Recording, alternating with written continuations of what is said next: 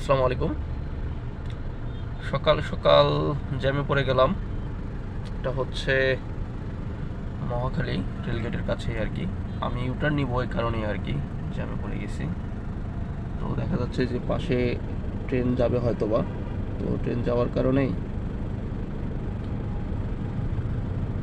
এখানে হচ্ছে বারগুলো ফালাই দিছে,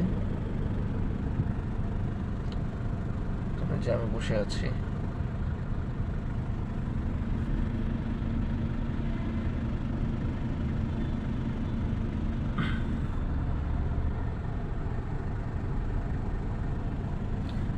ঢাকা শহরেই একটা সবচেয়ে বিরক্তজনক হচ্ছে জ্যাম, প্রচণ্ড জ্যাম।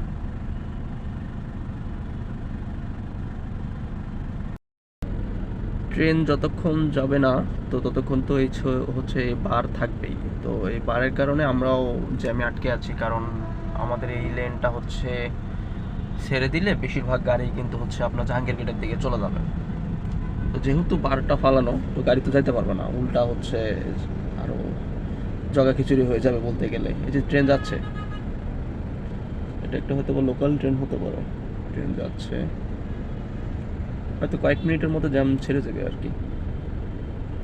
যেখানে কিছু বাস দাঁড়ায় আছে, এই যে বাস, এটা হচ্ছে ইউটার্নের ক্ষেত্রে আমরা যখন ওখান থেকে ইউটার্ন নেই তখন এই বাসগুলো আপনার দাঁড়ায় থাকার কারণে স্পেসটা অনেক ছোট হয়ে যায়, খুব সহজে আর কি ইউটার্নটা নেওয়া যায় না।